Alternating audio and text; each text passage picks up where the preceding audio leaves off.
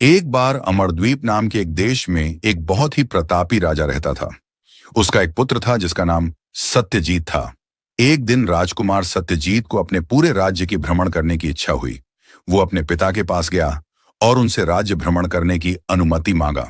राजा ने अपने बेटे सत्यजीत की बात मान लिया और उसे राज्य भ्रमण पर जाने का अनुमति दे दिया। राजकुमार सत्यजीत घोड़े पर बैठकर अकेले राज्य भ्रमण पर निकल गया। घूमते घूमते राजकुमार अपने नगर से बहुत दूर एक जंगल के पास पहुंच गया। आगे कोई भी मार्ग नहीं दिख रहा था, फिर भी राजकुमार ने उस जंगल से होते हुए आगे बढ़ने लगा। चलते चलते राजकुमार बहुत ही घनघोर जंगल में पहुंच गया। तभी अचानक से उसे एक बहुत ही सुंदर लड़की जंगल में अकेली घूमती हुई दिखाई दी। राजकुमार सोचने लगा कि इस सुनसान जंगल में ये लड़की कौन हो सकती है और यहाँ क्या कर रही है। यही पता करने के लिए राजकुमार सत्यजीत उस लड़की की तरफ बढ़ने लगा। जैसे जैसे राजकुमार उस लड़की की तरफ बढ़ता जा रहा था, वैसे वैसे वो लड़की भी आगे बढ़ती जा रही थी। थोड़ी देर में वो लड़की अचानक से राजकुमार की आंखों से ओझल हो गई। राजकुमार को लगा कि शायद वो लड़की बहुत आगे चली गई, इसलिए नजर नहीं आ रही। यही सोचकर वो आगे बढ़ता गया। थोड़ी देर और आगे चलने पर वो एक तालाब के पास पहुंच गया। जब नजर उठाकर सामने देखा तो उसकी आंखें फटी की फटी रह गईं। तालाब के उस पार एक बहुत ही आलीशान और सुंदर राजमहल बना हुआ था। राजकुमार हैरत में पड़ गया कि इस घने और सुनसान जंगल के बीचों बीच इतनी सुंदर और आलीशान राजमहल किसका है। हो ना हो ये महल उसी लड़की का है जो अभी कुछ देर पहले जंगल में घूम रही थी। यही सोचकर राजकुमार उस महल की तरफ बढ़ चला। महल के अंदर गया तो महल बिल्कुल खाली और सुनसान था। राजकुमार उस लड़की को उस महल में ढूंढने लगा। ढूंढते ढूंढते एक बड़े से कमरे में प्रवेश कर गया। उस बड़े से कमरे की एक दीवार पर बड़े ही अजीबोगरीब चित्र बनी हुई थी। उस चित्र में जमीन पर एक आदमी सफेद चादर ओढ़कर लेटा हुआ था और उसके चारों तरफ 4 आदमी और एक औरत काले पोशाक में खड़े थे। सभी आदमियों का चेहरा ढका हुआ था। उनमें जो औरत थी उसके हाथ में एक चमकता हुआ हार था जिसमें एक बड़ा सा नीले रंग का हीरा लटक रहा था। उस अजीबोगरीब चित्र को राजकुमार अभी ध्यान से देख ही रहा था, तभी पीछे से एक औरत की आवाज आई, कौन है आप और यहां किस लिए आई हैं? राजकुमार ने पीछे मुड़कर देखा तो एक बहुत ही सुंदर लड़की उनके सामने खड़ी थी। ये वही लड़की थी जो जंगल में घूम रही थी। वो इतनी सुंदर थी कि राजकुमार सत्यजीत उस पर मोहित हो गया और उसको एकटक देखता रहा। तभी फिर से उस लड़की ने पूछा कि आपने अभी तक मेरे सवालों का जवाब नहीं दिया। कौन है आप और यहां किस लिए आए हैं? राजकुमार ने कहा कि मैं अमरद्वीप राज्य का राजकुमार सत्यजीत हूं। जंगल से होकर गुजर रहा था, तभी तुमको देखा। इतने घने और सुनसान जंगल में तुम्हें अकेले घूमते हुए देखा तो तुम्हारे बारे में जानने की इच्छा हुई। जैसे ही तुम्हारे तरफ बढ़ा तो तुम अचानक से आंखों से ओझल हो गई। तुमको ढूंढते ढूंढते इस महल तक आ गया। तुम कौन हो और इतने घनघोर और सुनसान जंगल के बीच ये राजमहल किसका है? और इतने सुंदर राजमहल में तुम्हारे अलावा कोई और क्यों नहीं है? और इस बड़े से कक्ष के दीवार पे लगे चित्र में दिख रहे लोग कौन हैं और क्या कर रहे हैं? उस लड़की ने कहा कि क्या करेंगे मेरे और इस महल के बारे में जानकर आप वापस अपने नगर को लौट जाइए। राजकुमार ने कहा कि मैं अपने पूरे राज्य भ्रमण की यात्रा पर निकला हूं ताकि राज्य के हर एक क्षेत्र और उस क्षेत्र के लोगों के बारे में अच्छे से जान सकूं। ये राजमहल मेरे राज्य के सीमा के भीतर आता है, इसलिए मुझे पूरा अधिकार है तुम्हारे और इस महल के बारे में जानने का। उस लड़की ने कहा कि हे राजकुमार, अगर वाकई में आप मेरे और इस महल के बारे में जानना चाहते हैं तो पहले वचन दीजिए कि मेरे और इस महल के बारे में अपने राज्य के किसी भी व्यक्ति को कुछ नहीं बताएंगे। राजकुमार ने उस लड़की को उसके बारे में किसी को भी न बताने का वचन दे दिया। उस लड़की ने कहा कि मेरा नाम अवंतिका है और ये राजमहल एक गुप्त महल है जिसे मेरे पिताजी ने बनवाया था ताकि संकट के समय हम यहाँ सुरक्षित रह सकें। इस जंगल के उस पार एक पहाड़ है और उस पहाड़ के बाद एक घना और वीरान जंगल है। वो घना और वीरान जंगल एक समय बहुत ही सुंदर और खुशहाल नगर हुआ करता था। मेरे पिताजी उस सुंदर नगर के राजा हुआ करते थे और मैं उस सुंदर नगर की राजकुमारी थी। उस नगर में हर कोई बहुत खुश था, सब कुछ सही चल रहा था। एक दिन एक औरत अपने एक जवान बेटी के साथ हमारे महल में आई और मेरे पिताजी से कही कि मैं पड़ोसी राज्य की महारानी हूं। मेरे पति युद्ध में मार दिए गए हैं। मेरे राज्य पर शत्रुओं का कब्जा हो गया है, इसलिए मेरी आपसे विनती है कि मुझे अपनी पत्नी और मेरी बेटी को अपनी बेटी के रूप में अपना लीजिए। मेरे पिताजी को उस औरत पे दया आ गई और उन्होंने उस औरत और उसके बेटी को अपना लिया। वो दोनों माँ बेटी खुशीपूर्वक हमारे महल में हमारे परिवार का हिस्सा बनकर रहने लगी। कुछ दिनों के बाद मेरे पिताजी को पता चला कि वो दोनों माँ बेटी एक बहुत ही खतरनाक जादूगरनी थी और एक तिलिस्मी हार को पाने के लिए हमारे महल में आई थी। वो तिलिस्मी हार मेरे पिताजी के पास थी। उस तिलिस्मी हार में कुछ अद्भुत शक्तियां थीं। एक दिन धोखे से उन दोनों जादूगरनियों ने उस हार को अपने कब्जे में ले लिया और मेरे माँ और पिताजी को एक रहस्यमयी काल कोठरी में कैद कर लिया। मुझे जब इस बात का पता चला तो मैं उसी महल से बाहर निकलने वाले गुप्त मार्ग पर पहुंच गई। उन दोनों जादूगरनियों ने मुझे ढूंढना शुरू कर दिया। बहुत कोशिश करने के बाद भी जब वो मुझे नहीं ढूंढ पाई, तब उस जादूगरनी माँ ने अपने ही बेटी को महल के तीसरे मंजिल पर ले जाकर और एक बिस्तर पर सुलाकर कुछ जादू मंत्र करके उसके गले में वो तिलिस्मी हार डाल दिया। गले में हार डालते ही उसकी बेटी गहरी नींद में सो गई और उसके साथ साथ उस नगर में जितने भी लोग थे और जिस परिस्थिति में थे, उसी परिस्थिति में सब के सब सो गए। ऐसा लग रहा था मानो लोग खड़े खड़े पत्थर बन गए हों। जादूगरनी ने ऐसा इसलिए किया था ताकि मैं भी जहां रहूं वहीं सो जाऊं और उसके चंगुल से भाग ना पाऊं। लेकिन उसका जादू मुझ पर प्रभावी होता, इससे पहले ही मैं उस महल के गुप्त रास्ते से उस नगर की सीमा से बाहर निकल चुकी थी, इसलिए उसके जादू के प्रभाव से बच गई और तभी से इस गुप्त महल में छिपकर अकेली रह रही हूं। मेरे माता पिता उस जादूगरनी के कैद में हैं। जब तक वो तिलिस्मी हार मुझे नहीं मिल जाता, तब तक मैं अपने माता पिता को उस जादूगरनी के चंगुल से नहीं छुड़ा सकती। और मेरी समस्या ये है कि मैं चाहकर भी वहां नहीं जा सकती, क्योंकि मैं उसी नगर की रहने वाली हूं और उस नगर के सीमा में प्रवेश करते ही मैं भी बाकी नगरवासियों की तरह गहरी नींद में चली जाऊंगी। दूसरे नगर में रह रहे मेरे सगे संबंधियों को उस तिलिस्मी हार लाने को भेजी भी तो उस जादूगरनी ने उन्हें खत्म कर दिया। मैंने बहुत कोशिश किया, पर आज तक मुझे कोई ऐसा व्यक्ति नहीं मिला जो उस तिलिस्मी हार को वापस मेरे पास ला सके। उस लड़की की कहानी सुनकर राजकुमार सन्न रह गया। राजकुमार उस लड़की को पसंद करने लगा और उससे विवाह करने को सोचने लगा। उसने उस लड़की से कहा कि तुम मेरे राज्य के सीमा के अंदर हो, इसलिए तुम्हारी रक्षा करना मेरी जिम्मेदारी है। मैं तुम्हें वो तिलिस्मी हार लाकर दूंगा, बस इतना बता दो कि वो हार दिखता कैसा है। उस लड़की ने उस बड़े से दीवार में लगे चित्र की तरफ इशारा किया, जिसमें एक औरत अपने हाथ में एक हार लिए हुए खड़ी थी। राजकुमार ने उस रहस्यमयी चित्र के बारे में पूछा तो उस लड़की ने बताया कि जिस दिन वो तिलिस्मी हार मिल जाएगा, उस दिन उस चित्र का रहस्य भी पता चल जाएगा। उस लड़की ने राजकुमार से कहा कि वो जादूगरनी बहुत ही खतरनाक है। जैसे ही आप वहां जाओगे तो पलक झपकने से पहले ही वो आप पर हमला कर देगी, क्योंकि जब भी कोई बाहरी व्यक्ति उस वीरान पड़े नगर में जाता है तो उस जादूगरनी को लगता है कि वो तिलिस्मी हार के लिए आया है, इसलिए वो उस पर हमला करके उसे खत्म कर देती है। इसलिए बहुत ही सावधानी से वहां जाना और उसे देखते ही उसके हमला करने से पहले आप उस पर हमला करके उसे खत्म कर देना, नहीं तो वो आपको खत्म कर देगी। राजकुमार उस लड़की की बात मानकर उस नगर की तरफ निकल पड़ा। राजकुमार उस नगर में पहुंचा तो देखा कि जगह जगह लोग जिस परिस्थिति में थे, उसी परिस्थिति में गहरी नींद में चले गए थे। आगे बढ़ते हुए राजकुमार राजमहल के करीब पहुंच गया। चारों तरफ सुनसान और सन्नाटा छाया हुआ था। तभी अचानक से एक बूढ़ी और डरावनी औरत चिल्लाते हुए राजकुमार पर हमला बोल दिया। राजकुमार तुरंत समझ गया कि ये वही जादूगरनी है जिसकी बात वो लड़की कर रही थी। उसने अपना बचाव करते हुए उस बूढ़ी महिला पर हमला करने के लिए तलवार उठाया। तभी वो बूढ़ी औरत राजकुमार को देखकर एकदम से चौंक गई। राजकुमार अपने तलवार से वार करने ही वाला था, तभी वो बूढ़ी औरत बोल पड़ी, ठहरो राजकुमार, ठहरो। राजकुमार ने कहा कि अब तू नहीं बच सकती जादूगरनी, आज मैं तुझे तेरे कुकर्मों का सजा देकर रहूंगा। उस बूढ़ी औरत ने उस राजकुमार के वार से खुद को बचाते हुए कहा कि तुम जो चाहे मुझे सजा दे देना, पर सजा देने से पहले मेरी बात तो सुन लो। उस बूढ़ी औरत के नरम पड़े व्यवहार को देखकर राजकुमार रुक गया और उसे कहा कि बोल, क्या कहना चाहती है। उस बूढ़ी औरत ने कहा कि तुम कौन हो और यहां किस लिए आए हो।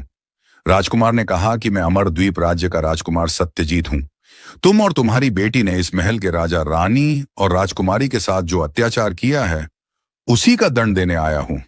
अब तू तैयार हो जा, आज तुझे कोई नहीं बचा सकता। उस बूढ़ी औरत ने कहा कि इस महल की महारानी तो मैं हूं और राजकुमारी तो महल के तीसरी मंजिल पर सो रही है, और मेरे पति यानी कि यहाँ के राजा को तो एक डायन जादूगरनी ने अपने वश में कर रखा है। फिर आपको किसने बताया कि इस महल के राजा, रानी और राजकुमारी पर मैंने अत्याचार किया है? राजकुमार ने कहा कि तुम झूठ बोल रही हो। इस महल की असली राजा और रानी को तुमने अपने जादू से कैद करके रखा है और अपनी ही जादूगरनी बेटी के गले में वो तिलस्मी हार पहनाकर अपने जादू से राजकुमारी अवंतिका के साथ साथ इस नगर के सभी लोगों को गहरी नींद में सुला देने की कोशिश किया, जिसके कारण इस नगर के सभी लोग गहरी नींद में चले गए। पर राजकुमारी अवंतिका तुम्हारे जादू के चंगुल से बाहर निकल गई।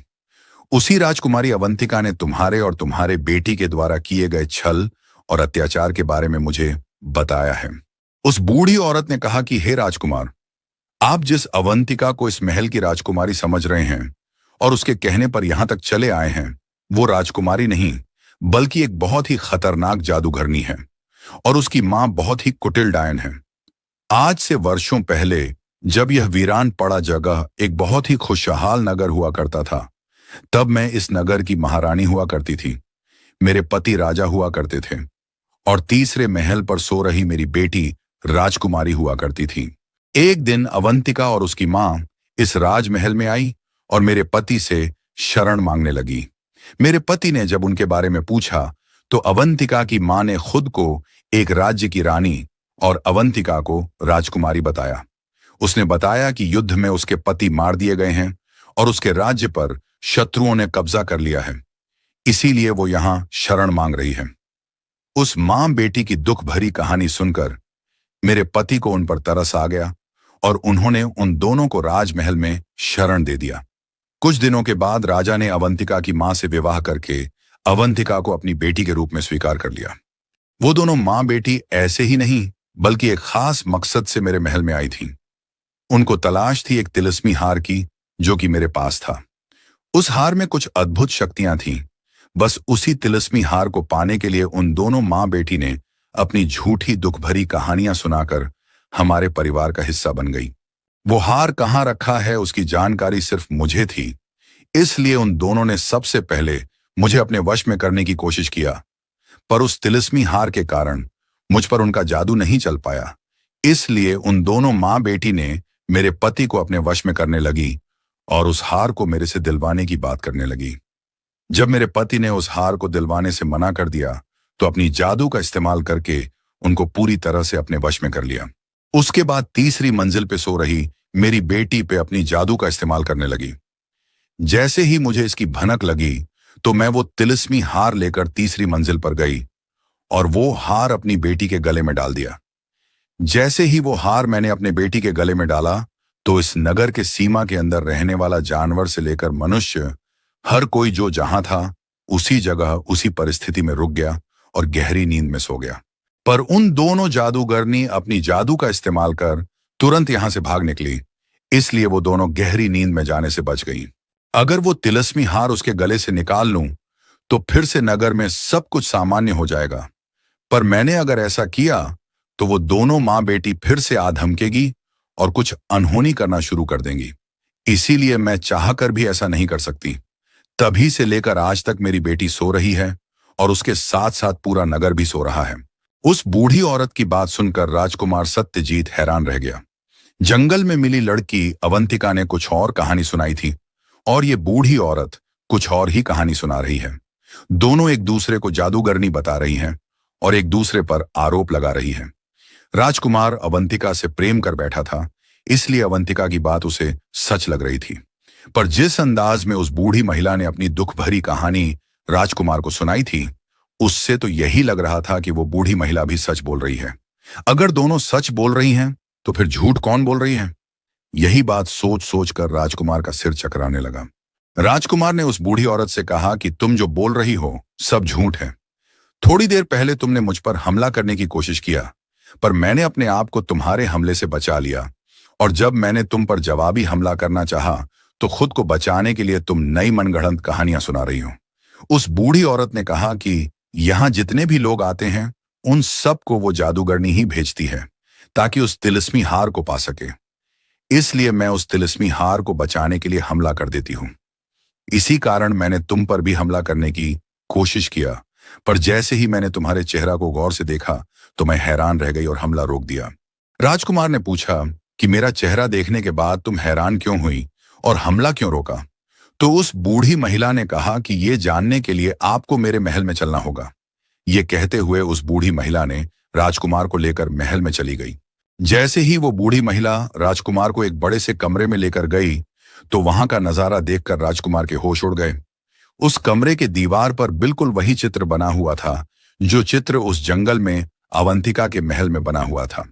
पर फर्क सिर्फ इतना था कि अवंतिका के महल में जो चित्र बना हुआ था उसमें जमीन पर लेटे हुए व्यक्ति का चेहरा ढका हुआ था, पर इस महल के दीवार पर बने चित्र में जो व्यक्ति जमीन पर सफेद चादर ओढ़कर सोया हुआ है उसका चेहरा दिख रहा था, और वो सोया हुआ व्यक्ति कोई और नहीं बल्कि खुद राजकुमार सत्यजीत ही था। यह देखकर राजकुमार सत्यजीत का दिमाग हिल गया। उसने उस बूढ़ी महिला से पूछा कि मैं तो आज से पहले कभी भी इस नगर में नहीं आया, तो फिर मेरा छवि इस चित्र में किसने उकेरा? मैं लेटा हुआ हूं और मेरे चारों तरफ कौन लोग खड़े हैं और क्या कर रहे हैं? उस बूढ़ी महिला ने कहा कि यह वही कमरा है जिसमें वो जादूगरनी मां बेटी को रहने के लिए दिया गया था। उनके जाने के बाद जब मैं इस कमरे में आई तो ये चित्र दीवार पे बना हुआ था। उसी दिन से मैं इस चित्र के रहस्य के बारे में जानने की कोशिश कर रही थी, पर मुझे कुछ भी समझ नहीं आ रहा था। पर आज तुम पर हमला करते वक्त जब तुम्हारा चेहरा देखी तो इसीलिए चौंक गई कि तुम वही व्यक्ति हो जो इस चित्र में दर्शाया गया है। राजकुमार सत्यजीत ने कहा कि अवंतिका के गुप्त महल में भी यही चित्र मैंने देखा था। जब मैंने अवंतिका से उस चित्र के रहस्य के बारे में पूछा तो उसने कहा कि जिस दिन वो तिलिस्मी हार मिल जाएगा उस दिन इस चित्र का रहस्य भी खुल जाएगा। तुम दोनों के महल में ये चित्र मौजूद है। तुम दोनों एक दूसरे पर जादूगरनी होने का आरोप लगा रही हो, इसीलिए मैं अभी भी असमंजस में हूं कि आखिर तुम दोनों में से जादूगरनी है कौन? उस बूढ़ी औरत ने कहा कि अगर उस तिलिस्मी हार से इस चित्र का रहस्य खुलेगा तो यही सही, मैं तुम्हें वो तिलिस्मी हार दे देती हूं, पर यह तिलिस्मी हार लेकर जहां भी जाओगे उसका पता मुझे बताना होगा। राजकुमार ने उस बूढ़ी औरत को अवंतिका के महल का पता बता दिया। वो बूढ़ी औरत तीसरी मंजिल पर गई और अपनी सो रही बेटी के गले से वो हार निकाल लिया। जैसे ही हार उसके गले से निकाली वो तुरंत नींद से जाग गई। उसके जागते ही उस नगर की स्थिति सामान्य हो गई। नगर का जो व्यक्ति जिस परिस्थिति में गहरी नींद में चला गया था वो सब नींद से जाग गए और अपने क्रियाकलाप में जुट गए। उस बूढ़ी औरत ने उस तिलिस्मी हार को छुपा लिया और हूबहू उसी के जैसा दिखने वाला एक दूसरा हार लाकर उस राजकुमार सत्यजीत को दे दिया। सत्यजीत उस नकली हार को असली तिलिस्मी हार समझकर रख लिया और वापस से अवंतिका के गुप्त महल की तरफ निकल पड़ा। गुप्त महल के उस बड़े से कमरे में जाकर खुशीपूर्वक अवंतिका को पुकारने लगा, कहां हो अवंतिका? ये देखो वो तिलिस्मी हार मैं लेकर आ गया। राजकुमार ने इतना बोला ही था कि उसी वक्त किसी ने एक जोर का धक्का उसको दिया। राजकुमार के हाथ से वो हार छूट गया और वो जमीन पर गिर गया और बेहोश हो गया। थोड़ी देर बाद जब उसे होश आई तो अपने आप को एक सफेद चादर से ढका हुआ पाया और उसके चारों तरफ वही लोग खड़े थे जो उस चित्र में दर्शाए गए थे। चारों तरफ चार आदमी काले कपड़े पहने हुए और एक औरत अपने हाथ में वो तिलिस्मी हार लिए हुए खड़ी थी। राजकुमार सत्यजीत ने जैसे ही उस औरत के चेहरे की तरफ देखा तो उसकी आंखें फटी की फटी रह गईं। वो औरत कोई और नहीं बल्कि अवंतिका ही थी और सत्यजीत की तरफ देखते हुए मंद मंद मुस्कुरा रही थी। अवंतिका ने कहा कि राजकुमार सत्यजीत, तुम्हें दीवार पे बने उस चित्र के रहस्य के बारे में जानकारी चाहिए थी ना? तो लो, देख लो, उस चित्र के सभी किरदार साक्षात तुम्हारे सामने खड़े हैं। यही है उस चित्र का रहस्य। मेरे बारे में जानना चाहते थे ना? तो सुनो, मैं एक जादूगरनी हूं और मेरी मां एक खतरनाक डायन है, पर हम दोनों मां बेटी से ज्यादा खतरनाक ये तिलिस्मी हार है जिसे पाने के लिए मैंने तुम्हारा इस्तेमाल किया। तिलिस्मी हार तो हमारे कब्जे में आ गया, अब तुमको भी अपने कब्जे में करना है। बस कुछ ही देर में तुम भी हमारे इस शैतान परिवार के हिस्सा बनने वाले हो। राजकुमार ने कहा कि इतनी बड़ी विश्वासघात किया तुमने मेरे साथ। मैंने तो तुम्हें वो तिलिस्मी हार लाकर दे दिया। उसके बदले मुझे सम्मानित करने के बजाय तुम अपने शैतान परिवार में शामिल कर रही हो। मुझे जाने दो यहां से। अवंतिका ने कहा कि इस हार को उस मां बेटी के पास से लाना बहुत ही मुश्किल काम था, पर तुम इस हार को लाने में सफल हो गए। तुम बहुत ही साहसी और ताकतवर हो, और साहसी और ताकतवर इंसान हमारे लिए खतरा है, इसलिए हम तुम्हें नहीं छोड़ सकते। ये कहते हुए अवंतिका और बाकी के उसके 4 साथी कुछ मंत्र पढ़ने लगे। तभी पीछे से एक औरत की आवाज आई, रुक जाओ अवंतिका, तिलिस्मी हार हमारे पास है। अवंतिका ने पीछे मुड़कर देखा तो वो बूढ़ी औरत और उसकी बेटी तिलिस्मी हार लेकर खड़ी थी। बूढ़ी औरत ने कहा कि तुम्हारे हाथ में जो हार है वो नकली है, असली तिलिस्मी हार तो मेरे पास है। इससे पहले कि तुम और तुम्हारे साथियों को गहरे नींद में सुला दूं, उस राजकुमार को छोड़ दो। इतना सुनते ही अवंतिका और उसके 4 साथी तुरंत वहां से गायब हो गए। उनके गायब होते ही वो महल भी वहां से गायब हो गया। यह देखकर राजकुमार सत्यजीत हक्का बक्का सा रह गया। बूढ़ी औरत राजकुमार के पास आई और उससे कही कि अब तुम्हें जरूर विश्वास हो गया होगा कि जादूगरनी कौन है। मुझे पता था कि यह जादूगरनी बहुत ही धूर्त है। तिलिस्मी हार पाने के बाद तुम्हारे साथ भी कुछ गलत करेगी, इसलिए मैंने तुम्हें नकली हार दिया था और असली हार अपने पास रख लिया था। राजकुमार उस बूढ़ी औरत से हाथ जोड़कर माफी मांगी और अपने नगर यात्रा पर जाने लगा। उस बूढ़ी औरत ने कहा कि मेरी एक ही बेटी है, मैं चाहती हूं तुम इससे विवाह कर लो। राजकुमार सत्यजीत उस बूढ़ी औरत की बात मान गया और कहा कि मैं अभी अपने राज्य की यात्रा पर जा रहा हूं, वापस लौटते ही विवाह कर लूंगा। यह कहकर राजकुमार वहां से चला गया और वो बूढ़ी औरत भी अपने बेटी को लेकर अपने नगर को लौट गई। प्रिय दोस्तों, ये कहानी यहीं पर समाप्त होती है। जल्द ही मिलेंगे एक नई कहानी के साथ। धन्यवाद।